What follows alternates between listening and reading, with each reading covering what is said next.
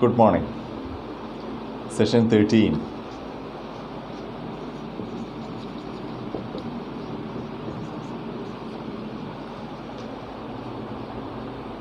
We are discussing writing today.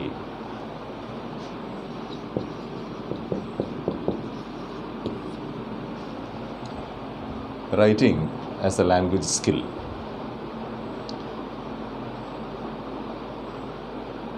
നാലാമത്തെ സ്കില്ലായിട്ടാണ് റൈറ്റിങ്ങിനെ നമ്മൾ കാണുന്നത്. ലിസണിങ്, സ്പീക്കിംഗ്, റീഡിങ്, റൈറ്റിംഗ് എന്ന നാലാമത്തെ സ്കില്ലായിട്ടാണ് കാണുന്നത്. എന്നാൽ ആദ്യം ലിസണിങ് നടക്കുന്നു, പിന്നീട് സ്പീക്കിംഗ് നടക്കുന്നു, പിന്നീട് റീഡിങ് നടക്കുന്നു, പിന്നീട് റൈറ്റിംഗ് നടക്കുന്നു എന്ന അർത്ഥമില്ല. ഭാഷയുടെ പ്രയോഗം ഈ 4 ശേഷികളും ഒരേ സമയം തന്നെയാണ് സംഭവിക്കുന്നത്. ഇത് ഒരു ഗ്രേഡഡായ പ്രോസസ്സായി ഒന്നിന് പിറകെ ഒന്നായി നടക്കുന്നു എന്ന അർത്ഥമില്ല. എങ്കിലും ഈ നാലാമത്തെ സ്കില്ലാണ് എന്ന് പറയാൻ കാരണം 4 സ്കില്ലുകളിലും വെച്ച് 4 ശേഷികളിലും വെച്ച് ഏറ്റവും ബുദ്ധിമുട്ടുള്ള, ഏറ്റവും പ്രയാസമുള്ള സ്കില്ലാണ് റൈറ്റിംഗ് എന്ന അർത്ഥത്തിലാണ് നാം ഇതിനെ നാലാമത്തെ സ്കിൽ എന്ന് വിളിക്കുന്നത്. എന്തുകൊണ്ടാണിത് പ്രയാസമുള്ളതാവുന്നത് എന്ന് പറഞ്ഞാൽ വളരെ ഒബ്വിയസ് ആണ്. ഇംഗ്ലീഷിൽ എഴുതാൻ ശ്രമിച്ചിട്ടുള്ള ആർക്കും തന്നെ ഈ പ്രശ്നങ്ങൾ ശ്രദ്ധയിൽപ്പെട്ടിട്ടുണ്ടാവും. ഓക്കെ, ഇതിന് എന്താണ് റൈറ്റിംഗ്, എങ്ങനെയാണ് റൈറ്റിംഗ് ഉരുത്തിരിഞ്ഞ് വന്നിട്ടുള്ളത്, ഇതൊക്കെ നമുക്ക് തൊട്ടുപിറകെ ചർച്ച ചെയ്യാം. ആദ്യമായി ഇംഗ്ലീഷിൽ എഴുതാൻ ശ്രമിക്കുമ്പോൾ അല്ലെങ്കിൽ ഏതെങ്കിലും ഒരു ഭാഷയിൽ എഴുതാൻ ശ്രമിക്കുമ്പോൾ എന്തൊക്കെ പ്രയാസങ്ങളാണ് നാം നേരിടുന്നത് എന്നത് ആദ്യമായി ചർച്ചയ്ക്കെടുക്കാം. ഒന്നാമതായി ഭാഷയിലുള്ള, പ്രത്യേകിച്ച് പദങ്ങളിലും പദങ്ങളുടെ ചേർക്കുന്ന നിയമങ്ങളിലുമുള്ള, അതായത് ഗ്രാമറിലുമുള്ള നല്ല അവബോധമുണ്ടെങ്കിൽ മാത്രമേ തെറ്റില്ലാതെ ഒരു ഭാഷയിൽ നമുക്ക് എഴുതാൻ കഴിയുകയുള്ളൂ. അപ്പോൾ വാക്കുകളുടെ പ്രയോഗം, വ്യാകരണ നിയമങ്ങളുടെ പ്രയോഗം, ഇവയിലെല്ലാമുള്ള ആത്മവിശ്വാസം നന്നായി എഴുതാൻ ആവശ്യമാണ്. രണ്ടാമത്തെ കാര്യം, നമുക്കൊരു നല്ല ഓറിയൻറ്റേഷൻ ആവശ്യമാണ്.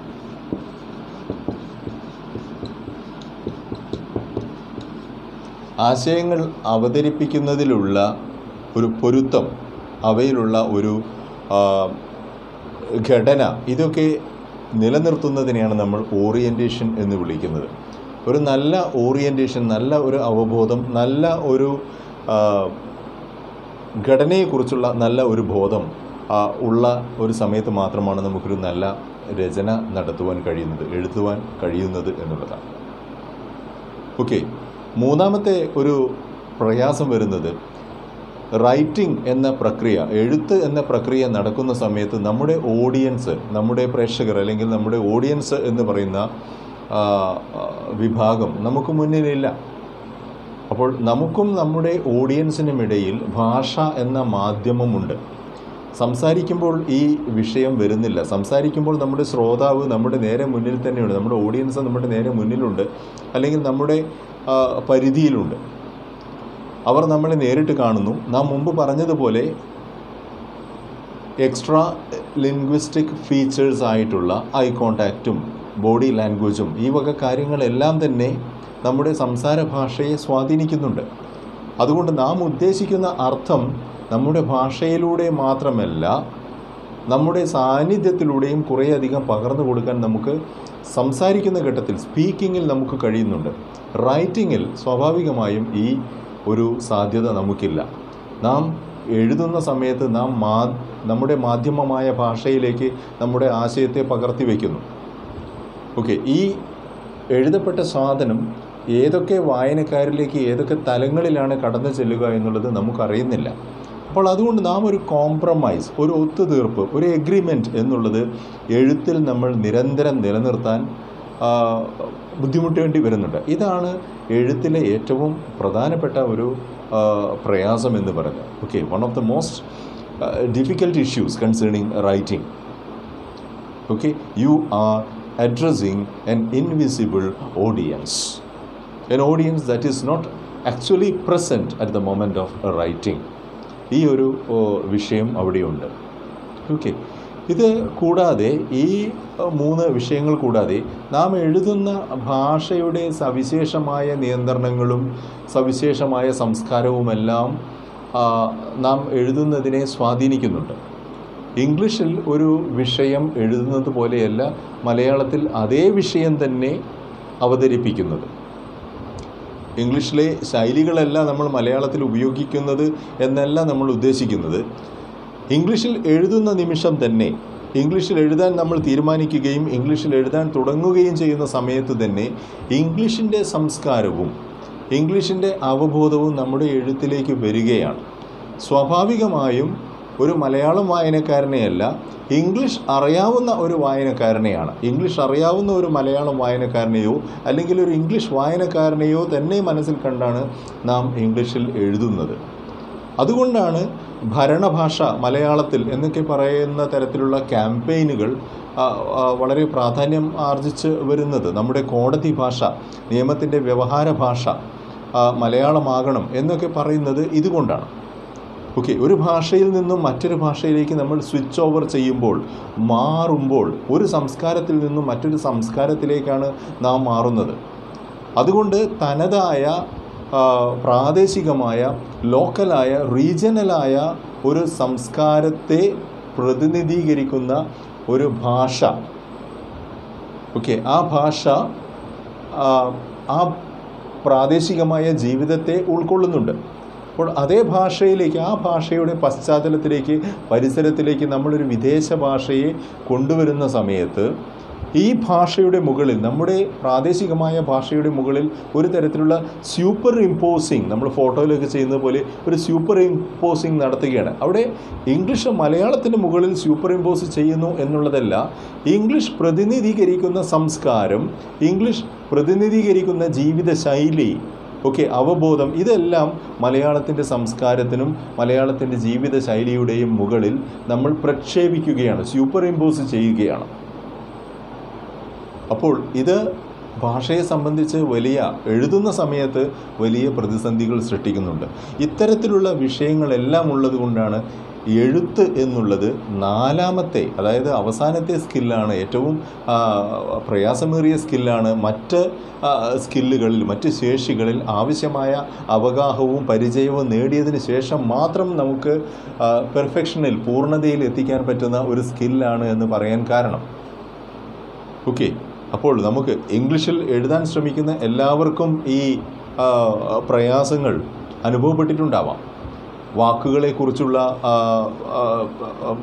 പ്രയാസങ്ങൾ, ഓക്കെ, വാക്കുകളുടെ അർത്ഥങ്ങൾ, അർത്ഥങ്ങളുടെ സൂചനകൾ, അർത്ഥങ്ങൾ ഉൽപ്പാദിപ്പിക്കുന്ന നിരവധിയായിട്ടുള്ള സൂചനകൾ, ഇവയെല്ലാം തന്നെ കണക്കിലെടുക്കേണ്ടി വരുന്ന പ്രയാസങ്ങൾ അനുഭവപ്പെട്ടിട്ടുണ്ടാവാം. വ്യാകരണത്തിൻ്റെ സവിശേഷമായ നിയമങ്ങൾ ചിലപ്പോഴെങ്കിലും എഴുതാനുള്ള ആശയങ്ങളെ തടസ്സപ്പെടുത്തുന്നതായോ അല്ലെങ്കിൽ വഴിതിരിച്ച് വിടുന്നതായോ തോന്നിയിട്ടുണ്ടാവും. അത്തരം സാഹചര്യങ്ങളിൽ ഒത്തുതീർപ്പ്, കോംപ്രമൈസ് എന്നുള്ള രീതിയിൽ പലതും എഴുതേണ്ടി വന്നിട്ടുണ്ടാവാം. അല്ലെങ്കിൽ എഴുതി കഴിഞ്ഞാലും അത് നമുക്ക് സംതൃപ്തി തരാത്ത രീതിയിൽ, സാറ്റിസ്ഫാക്ഷൻ തരാത്ത രീതിയിൽ അപൂർണമായി അവശേഷിക്കുന്നു എന്നൊരു തോന്നൽ ചിലപ്പോൾ ഉണ്ടായിട്ടുണ്ടാവാം. ഓക്കെ, ഇതിനെയെല്ലാം മറികടന്ന് ഒരാളൊരു സ്വതന്ത്രനായ എഴുത്തുകാരനായി മാറുന്ന അവസ്ഥ എന്നുള്ളത് നിരന്തരമായ പരിശീലനത്തിലൂടെയും ആ ഭാഷയിലേക്കുള്ള എക്സ്പോഷറിലൂടെയും നമ്മുടെ ഒരു തുറവിയിലൂടെയും നമുക്ക് ലഭിക്കുന്ന ഒരു ശേഷിയാണ്. ഓക്കെ, നിർബന്ധമായും എഴുതാനുള്ള ശേഷി വളരെ പ്രധാനമാണ്, വളരെ പ്രസക്തമാണ്. ഏറ്റവും സിഗ്നിഫിക്കൻ്റ് ആയതും ഏറ്റവും ഇമ്പോർട്ടൻ്റ് ആയിട്ടുള്ളതുമായിട്ടുള്ള ഒരു ശേഷിയാണ് എഴുത്ത് എന്നുള്ളത്. അതുകൊണ്ടാണ് നാം ഇതിനെ ഒരു ആക്റ്റീവ് സ്കിൽ എന്ന് വിളിക്കുന്നത്. Speaking is an active skill എന്ന് പറയുന്നത് പോലെ തന്നെ writing is an active skill എന്ന് നമുക്ക് പറയേണ്ടി വരുന്നത് അതുകൊണ്ടാണ്. കാരണം റൈറ്റിംഗ് എന്ന് പറയുന്നത് രേഖപ്പെടുത്തലാണ്, ഡോക്യുമെൻറ്റിംഗ് ആണ്. ഓക്കെ, സ്പീക്കിംഗ് എന്ന് പറയുന്നത് ഒരുപക്ഷെ നമ്മൾ പറയുന്ന കാര്യങ്ങൾ റെക്കോർഡ് ചെയ്യാനുള്ള സംവിധാനങ്ങൾ നമുക്കിപ്പോൾ ലഭ്യമായിട്ടുണ്ടാവാം. പക്ഷേ അതെല്ലാം ശബ്ദവീചികളായി മാത്രമുള്ള റെക്കോർഡിംഗ് ആണ്. അവിടെയും ഭാഷ ഉൾക്കൊള്ളുന്ന സങ്കീർണത, എഴുത്തുഭാഷ ഉൾക്കൊള്ളുന്ന സങ്കീർണതകളൊന്നും തന്നെ ഈ ശ്രാവ്യ ഭാഷയിൽ, കേൾക്കുന്ന ഭാഷയിൽ നമുക്ക് അനുഭവപ്പെടുന്നില്ല. അപ്പോൾ അതിന് പ്രധാനപ്പെട്ടൊരു കാരണം എഴുത്ത് എന്നുള്ളതൊരു ഫോർമലായിട്ടുള്ള ഔപചാരികമായിട്ടുള്ള ഒരു കാര്യമാണ് എന്നുള്ളതും സംസാരം എന്നുള്ളത് താരതമ്യേന അനൗപചാരികമായിട്ടുള്ള ഇൻഫോർമലായിട്ടുള്ള ഒരു തരം ആശയവിനിമയമാണ് എന്നുള്ളതുമാണ്. അപ്പോൾ ഇത് എഴുത്ത് ഔപചാരികമായതുകൊണ്ട്, എഴുത്ത് രേഖപ്പെടുത്തപ്പെടുന്നതായതുകൊണ്ട്, എഴുത്ത് ഒരു വലിയ ഓഡിയൻസിലേക്ക്, ഇതാണ് സ്പീക്കിങ്ങും റൈറ്റിങ്ങും തമ്മിലുള്ളൊരു പ്രധാന വ്യത്യാസം. നിങ്ങളുടെ തൊട്ടടുത്തുള്ള ഒരു ഓഡിയൻസിലേക്കാണ് നിങ്ങൾ സ്പീക്ക് ചെയ്യുന്നതെങ്കിൽ, പറയുന്നതെങ്കിൽ, റൈറ്റിംഗ് എന്നുള്ളത് നമ്മുടെ സമീപത്തില്ലാത്ത, നമുക്ക് ഇൻവിസിബിളായിട്ടുള്ള, അദൃശ്യരായിട്ടൊരു വലിയ ഓഡിയൻസിലേക്ക് നാം പ്രക്ഷേപിക്കുന്ന ഒരു തരം ആശയവിനിമയമാണ്. ഇത്തരത്തിലുള്ള പ്രായോഗികമായ പ്രശ്നങ്ങൾക്ക് ഉപരിയാണ് ഭാഷാപരമായിട്ടുള്ള പ്രശ്നങ്ങൾ. നമ്മൾ നേരത്തെ പറഞ്ഞതുപോലെ വൊക്കാബുലറിയുടെയും ഗ്രാമറിൻ്റെയും പങ്ക്ച്വേഷൻ്റെയും ഒക്കെ പ്രശ്നങ്ങൾ വരുന്നത്. അപ്പോൾ അതുകൊണ്ട് ജാഗ്രതാപൂർവമായ നിരന്തരമായ പരിശീലനത്തിലൂടെ മാത്രമേ നല്ല ഒരു എഴുത്തുശേഷി നമുക്ക് ഉൽപ്പാദിപ്പിക്കാൻ, നമുക്ക് സ്വായത്തമാക്കാൻ കഴിയുകയുള്ളൂ. ഓക്കെ, ഇതാണ് എഴുത്തിനെ കുറിച്ച് പറയാനുള്ള ഒരു പ്രധാനപ്പെട്ട ഒരു കാര്യം. രണ്ടാമതായി എനിക്ക് ഈ കാര്യത്തിൽ സൂചിപ്പിക്കാനുള്ളത്, എഴുത്തിനെ സംബന്ധിച്ച് നമ്മൾ ഇന്നലെ റീഡിങ്ങിനെ കുറിച്ച് പറഞ്ഞതുപോലെ തന്നെ രണ്ട് പ്രധാനപ്പെട്ട തരം തിരിവുകളെക്കുറിച്ച്, കാറ്റഗറൈസിങ്ങിനെ കുറിച്ച് നമുക്ക് പറയേണ്ടി വരും. എഴുത്ത് ഒരു തലത്തിൽ, ഈ എഴുത്ത് എന്ന് പറയുന്ന പ്രക്രിയ ബേസിക് ആയിട്ടുള്ള കമ്മ്യൂണിക്കേഷനാണ്.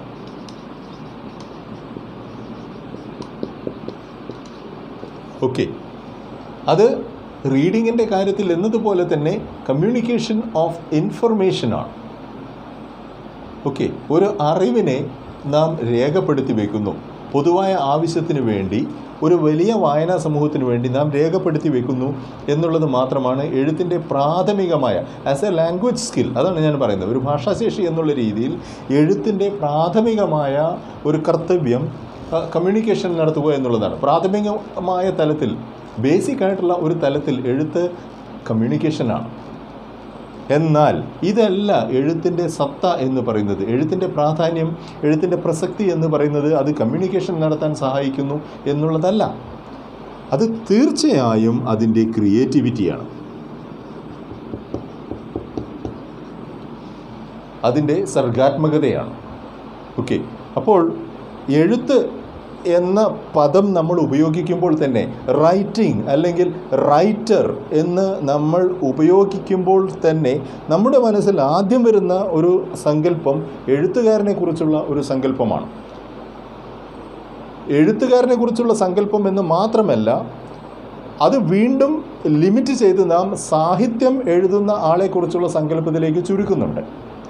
സത്യത്തിൽ ശാസ്ത്രം എഴുതുന്ന ആൾ അയാളും എഴുത്തുകാരനാണ്, തത്വചിന്ത എഴുതുന്ന ആൾ എഴുത്തുകാരനാണ്, ചരിത്രം എഴുതുന്ന ആൾ എഴുത്തുകാരനാണ്, കലയെക്കുറിച്ച് എഴുതുന്ന ആൾ എഴുത്തുകാരനാണ്, ഏത് വിഷയത്തെക്കുറിച്ചും എഴുതുന്ന ആൾ എഴുത്തുകാരനാണ്.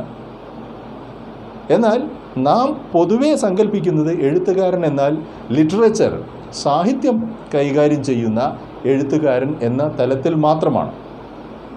ഓക്കെ, ഇവിടെ ഒരു പ്രശ്നം, നാം നേരത്തെ സൂചിപ്പിച്ച എല്ലാ മേഖലകളിലും ഭാവനയുടെ ഒരു വ്യവഹാരം, okay, an exercise of imagination അല്ലെങ്കിൽ ഫാൻസി എന്നത് ഇല്ല എന്ന് പറയുന്നതിന് തുല്യമായിരിക്കും. അത് സത്യത്തിൽ ഈ ഇമാജിനേഷൻ, ഫാൻസി എന്ന് പറയുന്നത് മറ്റെല്ലാ മേഖലകളിലും, സാഹിത്യത്തിൽ എന്നതുപോലെ തന്നെ മറ്റെല്ലാ മേഖലകളിലും പ്രസക്തമാണ്.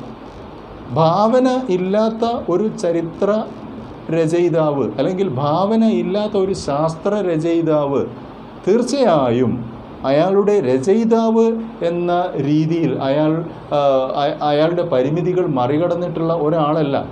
അതുകൊണ്ട് എഴുത്തിൻ്റെ പ്രധാനപ്പെട്ട ഒരു വശം, ക്രിയേറ്റീവ് റൈറ്റിങ്ങിൻ്റെ ഒരു പ്രധാനപ്പെട്ട വശം, അതിൽ ഉൾക്കൊണ്ടിരിക്കുന്ന ഇമാജിനേഷൻ, അതിൽ ഉൾക്കൊണ്ടിരിക്കുന്ന ഫാൻസി തന്നെയാണ്, ഫാൻസിഫുൾനെസ് തന്നെയാണ്, ഭാവനയാണ്. അപ്പോൾ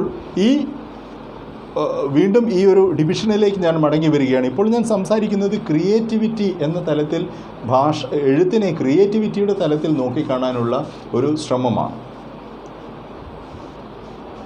ക്രിയേറ്റിവിറ്റിയുടെ തലത്തിൽ നിലവിലില്ലാത്ത ഒന്നിനെ ആവിഷ്കരിച്ചെടുക്കാനും അതിനെ സ്ഥാപിച്ചെടുക്കാനുമുള്ള എഴുത്തിൻ്റെ കഴിവിനെയാണ് ഒരു എഴുത്തുകാരൻ ഉപയോഗിക്കുന്നത് എന്ന് പറയാം.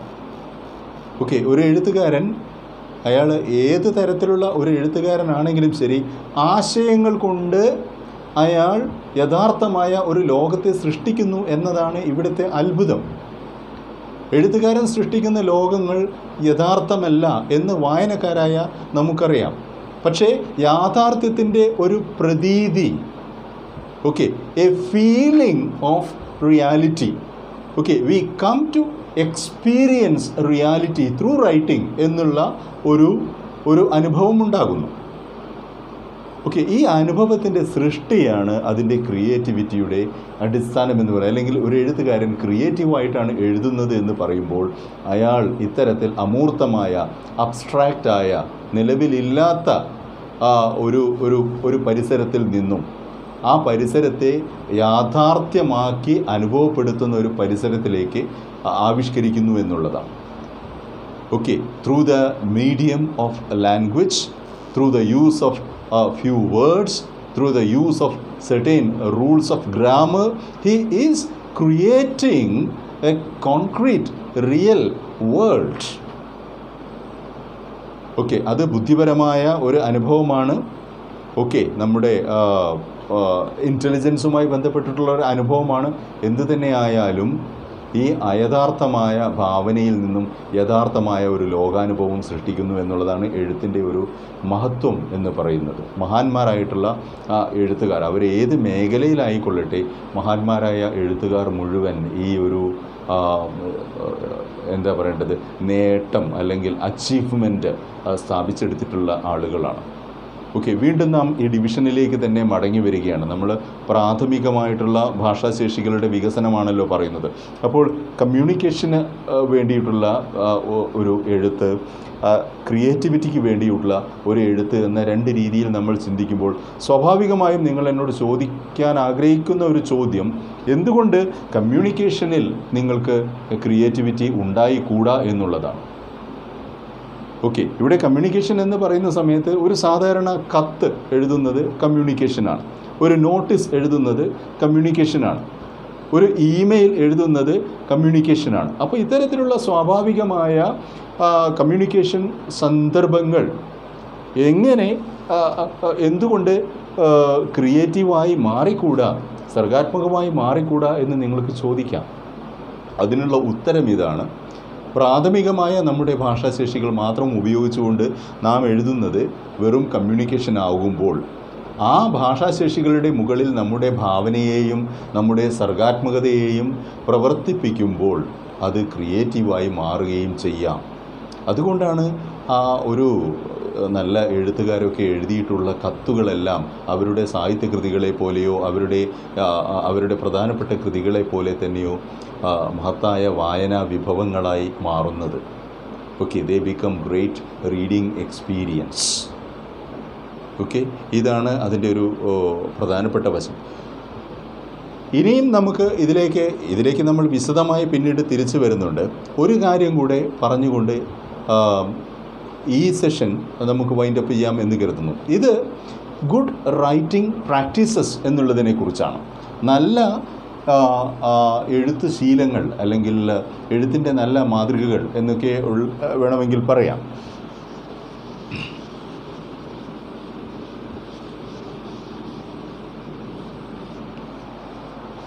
നല്ല എഴുത്തിൻ്റെ ഒരു പ്രധാനപ്പെട്ട ലക്ഷണം എന്ന് പറയുന്നത്, ഇംഗ്ലീഷിൽ ഉള്ള കാര്യമാണ് പറയുന്നത്. നല്ല എഴുത്തിൻ്റെ ഒരു പ്രധാന ലക്ഷണം, അതിന് വൃഥാ സ്ഥൂലതയുണ്ടാവുകയില്ല, ആവശ്യത്തിലേറെ അതിന് വലിപ്പമുണ്ടാവുകയില്ല എന്നുള്ളതാണ്. അതെപ്പോഴും പ്രിസൈസ് ആയിരിക്കും, പ്രിസിഷൻ അല്ലെങ്കിൽ വളരെ പ്രിസൈസ് ആയിരിക്കും, ചുരുക്കിയതായിരിക്കും എന്നുള്ളതാണ് ഒരു നല്ല ഇംഗ്ലീഷ് രചനയുടെ ഒരു സവിശേഷത എന്ന് പറയുന്നത്. ഇതിന് കാരണം, ഇത് പ്രിസൈസ് ആയിരിക്കണം എന്ന് പറയാൻ കാരണം, ചുരുങ്ങിയതായിരിക്കണം എന്ന് പറയാൻ കാരണം, ഇംഗ്ലീഷ് വൊക്കാബുലറിയുടെ അർത്ഥോൽപാദന ശേഷി കണക്കിലെടുത്തുകൊണ്ടാണ്. മറ്റു ഭാഷകളിൽ നിരവധി പദങ്ങൾ ഉപയോഗിച്ചുകൊണ്ട് വിനിമയം ചെയ്യാൻ പറ്റുന്ന ഒരു ആശയം ഏതാനും പദങ്ങൾ കൊണ്ട്, ഏതാനും വാക്കുകൾ കൊണ്ട്, ചുരുങ്ങിയ വാക്കുകൾ കൊണ്ട് ഇംഗ്ലീഷിൽ വിനിമയം ചെയ്യാൻ കഴിയുമെന്നുള്ളതാണ്. അതുകൊണ്ട് മലയാളത്തിൽ നമ്മൾ ഉപയോഗിക്കുന്ന ഒരു ശൈലി അല്ലെങ്കിൽ പറയുന്ന ഒരു കാര്യം അത്രയും വിശദമാക്കാതെ തന്നെ അതേ ഫലപ്രാപ്തിയോടെ ഇംഗ്ലീഷിൽ നമുക്ക് കൈകാര്യം ചെയ്യാൻ കഴിയുന്നതാണ്. ഒരു ചെറിയ ഉദാഹരണം നമുക്ക് ശ്രദ്ധിക്കാം. ഓക്കെ, ഒരു സ്റ്റേറ്റ്മെൻറ്റ് നമ്മൾ കാണുന്നു. ഓക്കെ, ഈ കത്ത് നിങ്ങളുടെ കണ്ണിൽ പെടുകയാണെങ്കിൽ എന്നുള്ള അർത്ഥത്തിൽ, അല്ലെങ്കിൽ ഈ ഒരു എഴുത്ത് നിങ്ങളുടെ കണ്ണിൽ പെടുകയാണെങ്കിൽ എന്ന് നാം മലയാളത്തിൽ പറയും, നിങ്ങൾ കണ്ണിൽ പെടുകയാണെങ്കിൽ എന്നുള്ളത്. ഈ ഒരു വാചകത്തിന് നമ്മൾ ഇംഗ്ലീഷിൽ ഒരിക്കലും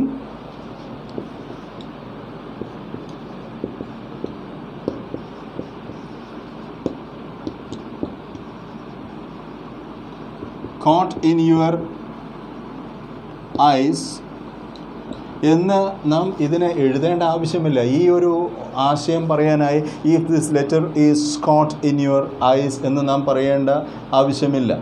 if this letter catches your eyes എന്ന് നാം പറയേണ്ട ആവശ്യമേ ഇല്ല. ഇത് മലയാളം ഇംഗ്ലീഷിലേക്ക് ആക്കിയ ഒരു പ്രയോഗം മാത്രമായേ വരുന്നുള്ളൂ. നേരെ മറിച്ച് ഈ രീതിയിൽ എഴുതിയിരിക്കുന്ന ഇതേ വാചകം തന്നെ വളരെ ചുരുങ്ങിയ രൂപത്തിൽ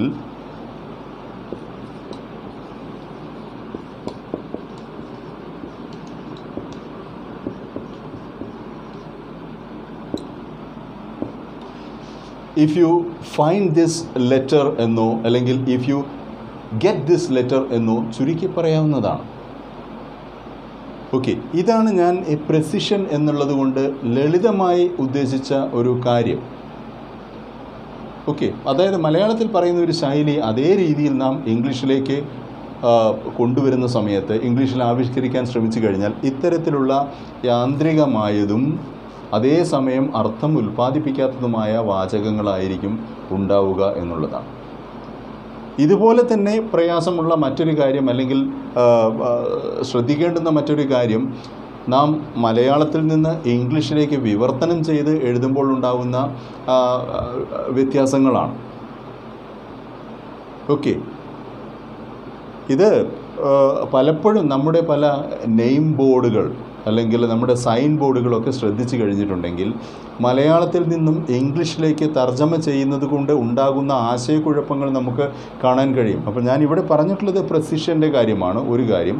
ഇനി രണ്ടാമത്, ഈ തരത്തിൽ ഒരു ഭാഷയിൽ നിന്നും മറ്റൊരു ഭാഷയിലേക്ക് നമ്മൾ പദാനുപദം പോവാൻ ശ്രമിക്കുന്ന സമയത്ത് ഉണ്ടാകുന്ന ആശയക്കുഴപ്പത്തെക്കുറിച്ചാണ്. ഓക്കെ, ഇവിടെ ഒരു ചെറിയ ഉദാഹരണം ശ്രദ്ധിക്കൂ.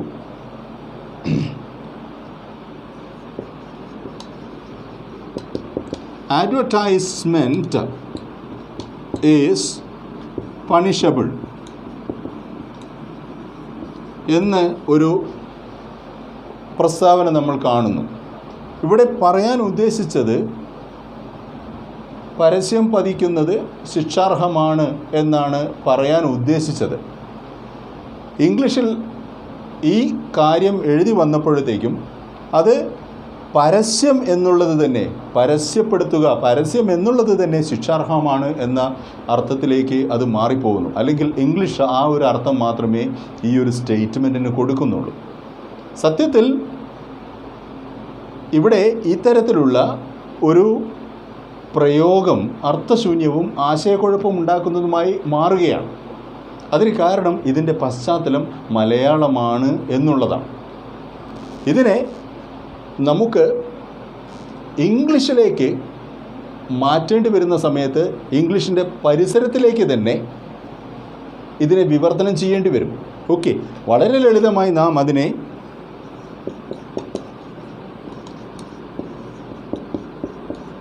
സ്റ്റിക്ക് നോ ബിൽസ് എന്ന്, പരസ്യം അരുത് എന്ന ഒരു ചെറിയ ഘടനയിലേക്ക് മാറ്റുമ്പോൾ ഈ സ്റ്റേറ്റ്മെൻറ്റ് ഇംഗ്ലീഷായി മാറുന്നു എന്നുള്ളത് മാത്രമല്ല, അത് ഇംഗ്ലീഷിൽ അർത്ഥപൂർണമായി മാറുന്നു എന്നുള്ളത് കൂടിയാണ്. അപ്പോൾ ഈ രണ്ട് സ്റ്റേറ്റ്മെൻറ്റുകളും തമ്മിലുള്ള വ്യത്യാസം എന്ന് പറയുന്നത് രണ്ട് സാംസ്കാരിക അവസ്ഥകൾ തമ്മിലുള്ള വ്യത്യാസത്തിൻ്റെ ഒരു സൂചകം കൂടിയാണ്.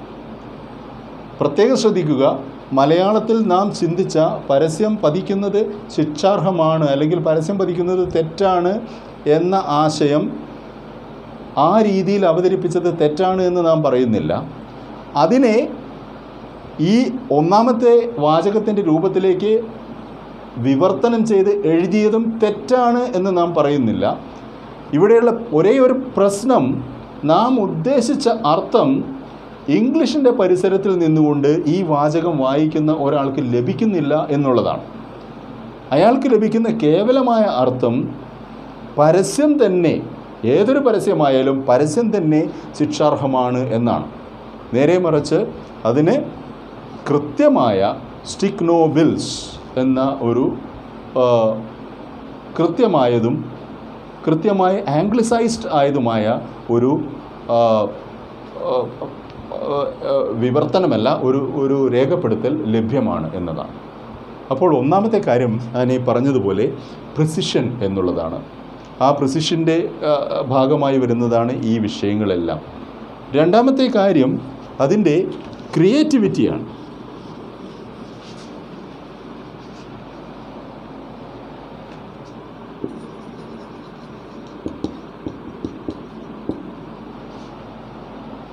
വളരെ ചുരുക്കി പറഞ്ഞാൽ, എഴുത്തിൽ ഒരേ സമയം രണ്ട് തലത്തിലുള്ള രേഖപ്പെടുത്തലുകൾ നടക്കുന്നുണ്ട്. ഒന്ന് വാക്കുകളുടെ തലത്തിലുള്ളതാണ്. വാക്കുകളുടെ തലത്തിലുള്ള രേഖപ്പെടുത്തലാണ് നടക്കുന്നത്. ഓരോ വാക്കുകൾക്കും അവയുടേതായ അർത്ഥമുണ്ട്. പക്ഷേ ഈ തനിയെ അർത്ഥമുള്ള ഇൻഡിപെൻഡൻറ്റ് മീനിങ് ഉള്ള ഓരോ വാക്കുകളും ചേർന്ന് ഒരു പ്രസ്താവനയായി മാറുമ്പോൾ, ഒരു സ്റ്റേറ്റ്മെൻറ്റായി മാറുമ്പോൾ അവയ്ക്ക് പൊതുവായ മറ്റൊരർത്ഥം വരുന്നു. ആ സാഹചര്യത്തിൽ നിന്നും ആ കോണ്ടെക്സ്റ്റിൽ നിന്നും അവയ്ക്ക് മറ്റൊരു അർത്ഥം കൈവരുന്നു. അപ്പോൾ വേർഡ്സിൻ്റെ തലത്തിലും മീനിങ്ങിൻ്റെ തലത്തിലും അർത്ഥത്തിൻ്റെ തലത്തിലും എഴുത്ത് നിലനിൽക്കുന്നുണ്ട്. അതുകൊണ്ട് ക്രിയേറ്റിവിറ്റി അല്ലെങ്കിൽ സർഗാത്മകത എന്ന് പറയുന്നത് വാക്കുകളുടെ തിരഞ്ഞെടുപ്പിൻ്റെ കാര്യത്തിലും ആ വാക്കുകൾക്ക് സാധ്യമാകാവുന്ന അർത്ഥങ്ങളെ നിയന്ത്രിക്കുന്ന കാര്യത്തിലും ഒരുപോലെ പ്രവർത്തിക്കുന്നുണ്ട് എന്നുള്ളതാണ്. ഇത് അതിനെ സങ്കീർണമാക്കുന്ന ഒരു കാര്യം തന്നെയാണ്, എഴുത്തിനെ സങ്കീർണമാക്കുന്ന ഒരു കാര്യം തന്നെയാണ്. എങ്കിലും ഇതാണ് എഴുത്തിനെ ആത്യന്തികമായി മനോഹരമാക്കുന്ന അതിൻ്റെ ക്രിയേറ്റിവിറ്റി എന്ന് പറയുന്ന ഒരു ഘടകം. ഒരു കാര്യം കൂടെ ഇതിനകത്ത് ശ്രദ്ധിക്കാനുള്ളത്, ഗുഡ് റൈറ്റിംഗ് പ്രാക്ടീസ് എന്നുള്ളതിനകത്ത് ശ്രദ്ധിക്കാനുള്ള ഒരു കാര്യം, ഏറ്റവും പ്രധാനപ്പെട്ട ഒരു കാര്യവും ഇത് തന്നെയാണ്. എല്ലാ ഭാഷാശാസ്ത്രജ്ഞന്മാരും എല്ലാ എഴുത്തുകാരും ആവർത്തിച്ച് പറഞ്ഞിട്ടുള്ള ഒരു കാര്യം കൂടിയാണ്. ഇത് മുൻപൊരു ക്ലാസ്സിൽ ഞാൻ സൂചിപ്പിക്കുകയും ചെയ്തിട്ടുള്ളതാണ്. ആ കാര്യത്തിൻ്റെ പേര് സജസ്റ്റീവ്നെസ് എന്നാണ്.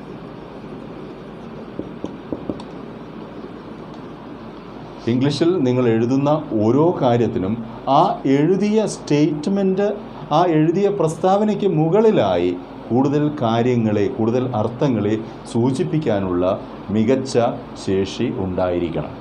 അതിനെയാണ് നാം സജസ്റ്റീവ്നെസ് എന്ന് പറയുന്നത്.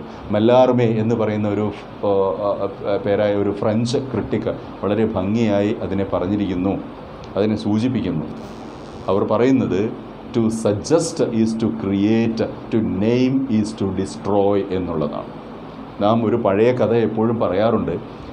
4 അന്ധന്മാർ ഒരു ആനയെ കാണാൻ പോയ കഥ നമ്മൾ പറയാറുണ്ട് അല്ലേ? ഇവിടെ ആനയെ, ഈ കഥയിലെ പ്രശ്നം ആനയെ ഓരോരുത്തരും ഓരോ രീതിയിൽ ആവിഷ്കരിക്കുന്നു എന്നുള്ളതാണ്. ചിലരതിനെ ഒരു ഫാനായി, ഒരു വലിയ വിശറിയായി, ചിലരതിനെ ഒരു തൂണായി, ചിലരതിനെ ഒരു കുഴലായി ഒക്കെ സങ്കല്പിക്കുന്നു. കാരണം അവരതിനെ കാണുന്നില്ല. ഇത് ഒരേ സമയം നെഗറ്റീവും പോസിറ്റീവുമായിട്ടുള്ള ഒരു കാര്യമാണ്. ഇതിലെ പോസിറ്റീവായ വശമാണ് സജസ്റ്റീവ്നെസ് എന്ന് പറയുന്നത്. ആന മാത്രമാണ് എന്ന് പറയുന്ന സമയത്ത് നമ്മൾ ആനയുടെ എല്ലാ സാധ്യതകളെയും നമ്മൾ ചുരുക്കി കളയുകയാണ്. എന്നാൽ ആന ഒരു ഫാൻ പോലെയാണ്, ആന ഒരു തൂണ് പോലെയാണ് എന്നുള്ള നിരവധി സാധ്യതകൾ കൊടുക്കുകയും ആന എന്താണ് എന്ന് പറയാതിരിക്കുകയും ചെയ്യുമ്പോഴാണ് ആന എന്ന സങ്കല്പം പൂർണ്ണമായും ആന എന്ന സങ്കല്പമായി മാറുന്നത്. അതുകൊണ്ട് നല്ല എഴുത്ത് എന്ന് പറയുന്നത് എപ്പോഴും it's a kind of tight rope walking, സർക്കസിലും ഒക്കെ നമ്മൾ കാണുന്ന, ജിംനാസ്റ്റിക്സിലുമൊക്കെ നമ്മൾ കാണുന്ന രീതിയിൽ വലിച്ചു മുറുക്കി കെട്ടിയ ഒരു കയറിന് മുകളിലൂടെ നടക്കുന്നത് പോലെയുള്ള ഒരു ടൈറ്റ് റോപ്പ് വാക്കിംഗ് തന്നെയാണ് എഴുത്ത് എന്ന് പറയുന്നത്. ഇതിനെക്കുറിച്ചുള്ള കൂടുതലായിട്ടുള്ള വിശദീകരണങ്ങൾ ഉണ്ടെങ്കിൽ മാത്രമേ നമുക്ക് ആക്ച്വൽ റൈറ്റിംഗ് പ്രാക്ടീസിലേക്ക് പോകാൻ പറ്റുകയുള്ളൂ. അത് മറ്റൊരു ക്ലാസ്സിലാവാം. Thank you.